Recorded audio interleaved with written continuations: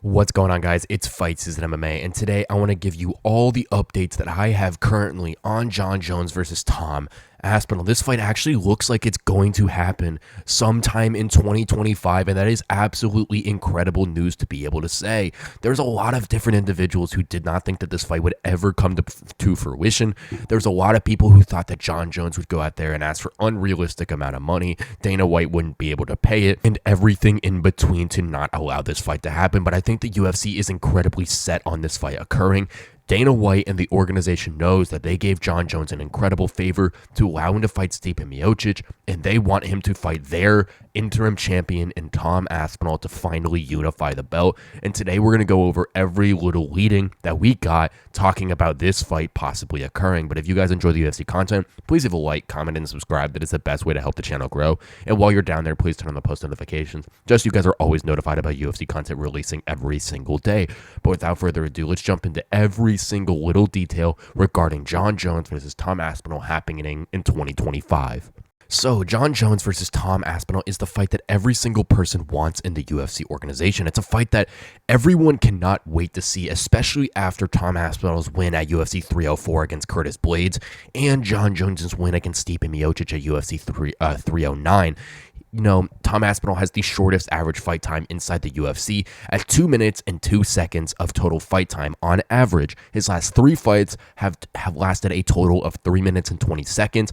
A win over Marcin Tybura in a minute 13, a win over Sergey Pavlovich in a minute and 7 seconds, and a win over Curtis Blaydes in a minute flat. Tom Aspinall is an absolute killer, but Jon Jones is as well. Jon Jones has 2 finishes ever since moving up to the heavyweight division. His first one was like just over 2 minutes, I think over Cyril Gahn, and his last fight with Stipe Miocic was in the 3rd round with a spinning back kick right to the kidney and spleen side that ended up rupturing both of those organs. You know, Jon Jones and Tom Aspinall are both killers, but the biggest thing is getting them into the octagon. If we can do that, this fight will happen. We need to get a date, we need to get all the money, we need to get everything in to allow these two individuals to fight. Tom Aspinall is the easy person to do so. He said that he just wants the belt no matter who's there fighting. If it's Cyril Gahn, if it's Alexander Volkov, Jon Jones, you know, Jailton Almeida, whoever has the belt or whoever will give him the belt, that's who Tom Aspinall wants to fight. But Jon Jones right now is the guy who has the belt, and that's the guy who really doesn't want to fight Tom Aspinall because he says he wants to fight established, dangerous individuals. Yes, Tom Aspinall is established. I think he's just saying that to get the Alex Pereira fight, but what leads do we have to allow this to happen? First off, the biggest sign was right after UFC 309. The UFC talked with Tom Aspinall for a couple hours, and that meeting ended at like 4 in the morning. That was a very good telltale sign to say that, yes, we have plans for you, Mr. Aspinall, to say that Jon Jones is going to be fighting you next. We don't know when it's going to be happening, but that is the plan that we were going to do. We're going to throw at Jon Jones all the money, and we're going to make this fight occur. You know, Tom Aspinall seems very happy, very excited right after that interview. I think he went to Instagram Live or to his YouTube channel to kind of talk about it. But really, that interview with Dana White, Hunter Campbell, and the other UFC brass was amazing to happen as soon as UFC 309 ended. Now, Jon Jones, another big thing that happened. Jon Jones started training right away after his Stipe Miocic win. You know, Jon Jones is usually someone who they were all saying that kind of falls off the face of the earth after fights, and when he wants to fight, he'll come back and contact Dana White and the UFC leaders. But this time, Jon Jones really didn't do that. He kind of stayed active right away. He was back in the gym. He was doing everything that he needed to do, and that was something that is a very good sign as well, because I think that Jon Jones is not only hungry to fight someone like Aspinall, but I also think he's motivated by the payday that would come behind it. Now, there has been kind of a timeline of these two individuals fighting. I think the biggest thing that you have to do is have a massive card around it. And that leads me to one date that's also intrigued. The also other thing that you need is of Jon Jones enough time to study Tom Aspinall, because that's a big thing that Jon Jones does. You know, even though there might be as much film on Aspinall, I think that Jones still wants a long training camp to be able to do that as well, kind of get himself ready. He's also 38 years old, I believe, at this point. So I think that Jon Jones is going to want a longer longer training camp like he always does to kind of get in this fight. And also, there wants to be an even time where both of these individuals, can prepare, but also, to kind of build up this fight around it. And like I said, there's one date that really is standing out to me, and that is International Fight Week of 2025. And there's been a lot of individuals saying that is going to be the fight headlining International Fight Week. John Anik has come out and said that that's probably going to be the fight. There's a lot of other UFC individuals who have said that is going to be the fight happening in July or late June of 2025. And I think it makes a whole lot of sense. You got a pay-per-view card that generates so much income that would be allowed to use to pay Jon Jones this entire fortune that he's asking for, this Conor McGregor type money, which, yes, does he deserve it? Does he not deserve it? I don't know, but Jon Jones wants a whole buttload of money, and I think that would be the easiest way to get it done. Tom Aspinall is also someone who wants to fight a little bit sooner. He would step in there and headline UFC 310 if he could, but I think that doing that is a bigger thing for Jon Jones and Aspinall. I think Aspinall would be game for it any single time.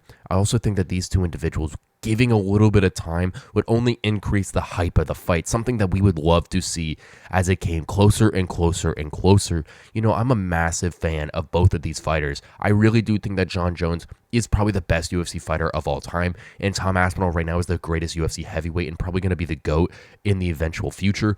But just building this hype up ever so slightly, that much more, is only going to do bigger numbers and just be a bigger fight for everyone involved. I really look at Tom Aspinall and Jon Jones as the fight that needs to occur inside the UFC. And I also think the UFC organization understands the severity in which this fight needs to go. I think that Jon Jones doesn't understand, or he just doesn't care about the implications that this would have on his resume, considering that if he won this fight, he would probably beat the greatest heavyweight in UFC history, considering that that's the projection that Tom Aspinall's on. But if also he avoids this fight, it would be one of the biggest asterisks on Jon Jones' resume. But I do think the UFC also understands that this would be probably the biggest heavyweight fight in UFC history, one of the biggest fights in UFC history, and be a fight that could absolutely headline any single card that you could even want. You could headline this fight as a super fight between the current UFC heavyweight champion and the interim heavyweight champion as well. And I do think that this would have a fight with all of the makings as one of the greatest fights in UFC history. Now, like I said, I think International Fight Week is going to be the target for this fight between these two individuals, barring any unnatural injuries coming from each one another. But I do think that this fight has a lot of different layers going into it. You have Tom Aspinall's size, speed, something that Jon Jones really hasn't been able to do. The biggest opponent that he fought was a 42-year-old Stipe Miocic, who looked like, he looked super slow in that fight. But Tom Aspinall, on the other hand, is going to be completely different. Jon Jones, though, one of the best wrestlers in UFC history. That ground and pound that he put on Stipe, even though Stipe was old, that ground and pound was absolutely immaculate. So I look at these two fighters, and I just genuinely see that there is a massive fight brewing inside the UFC heavyweight division,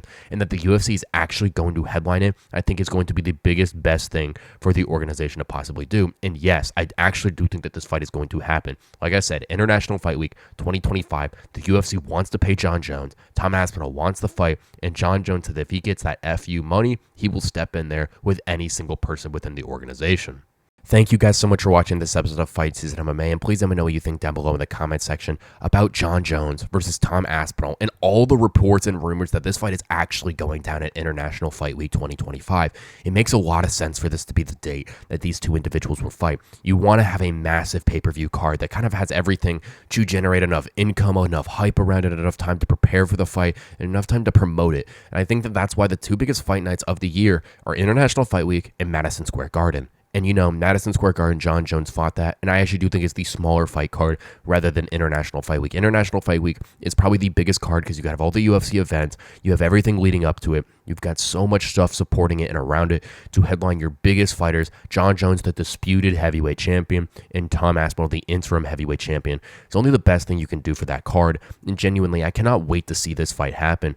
Jon Jones, the best UFC fighter of all time, barring a bunch of other things that he's done. But Tom Aspinall, the GOAT right now, in my opinion, in the heavyweight division, the guy who is proving himself to every single person of why he's the new generation of heavyweight, of why he's this absolutely incredible monster to be had. But like I said, Jon Jones, Tom Aspinall is going to go down at International Fight Week, and there's a lot of information supporting that.